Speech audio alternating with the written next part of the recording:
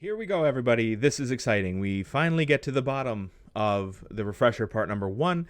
We have a do-while loop example. So here, you'll remember 2 examples ago with the while loop that the condition is checked at the top of your loop.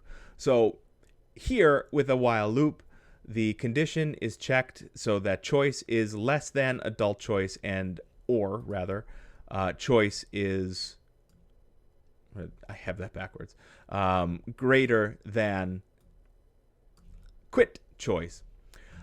So this is evaluated, this whole statement is evaluated at the top here.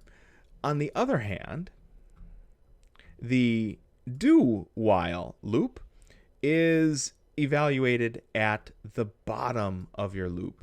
So irrespective of the truth of the evaluation of choice not equal to quit choice. So what we're saying is do this as long as the user doesn't say quit. So go, go, go, go, go, and run inside of this statement.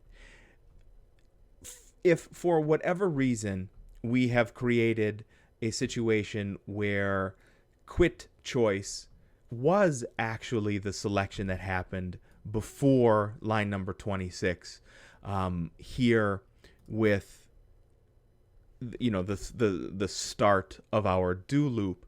So irrespective of the truth of the condition when you enter into your do loop, it is going to execute. Now, I would argue here in this example, we know that there is in between here and here. So the first nearly 20 lines of this particular program, we know that, number one, the user has not made a choice. We know that, we haven't selected anything happening over here. So choice is not, we haven't assigned anything to it yet, but we know that there's no danger in that because it's literally the first thing assigned from declaration and assignment that we're doing here inside of this particular program. So this turns out to be a really fantastic looping structure. I was going to say selection for looping, but it's not a selection. So this turns out to be a fantastic looping structure because I know that I'm going to enter into this at least one time. So here I have entered down into my looping statement. Here, enter your choice. This output is here inside of my loop. So lines 29 through 35. I'm going to enter a choice 4 to quit. And it boots me out. Why does it boot me out? Because I'm here with the if statement. So does not equal quit choice. I actually did put in the quit choice, right?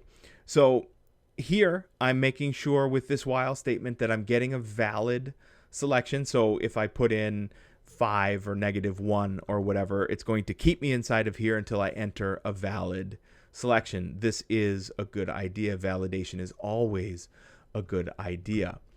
So now I've entered in 4. So that's what my choice here is. I can circumvent this while statement because in fact it is inside of 1 to 4.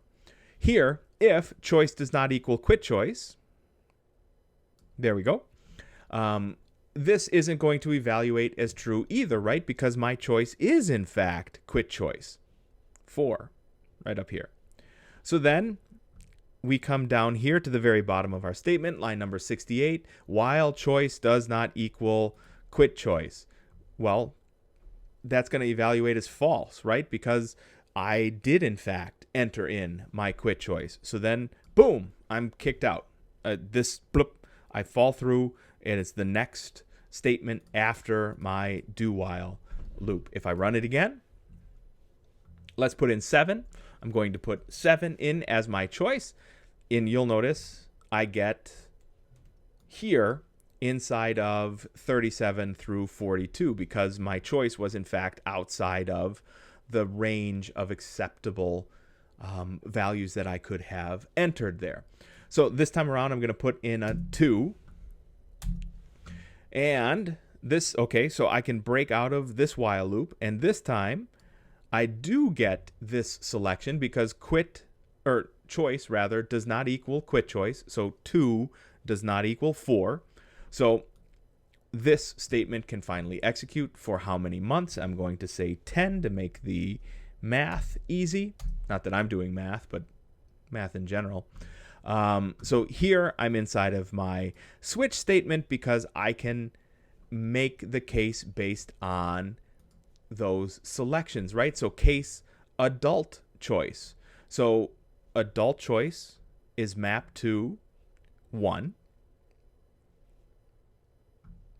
Child choice is mapped to 2. Senior choice is mapped to 3, and we get the correct math as the output there. I did leave this here like this just to remind you of 2 things. Number 1, you do want to include the break statement as part of your case structure. Number 2, honest to buttons, it is not going to kill you to put the braces in here. That statement block helps you as a developer, and it helps the next developer in the chain. So do while executes so long as the condition is not false, which is a little backwards from the condition is true. And irrespective of the truth of the condition going in, you are going to run a do loop 1 time. You are not guaranteed to run a while loop 1 time.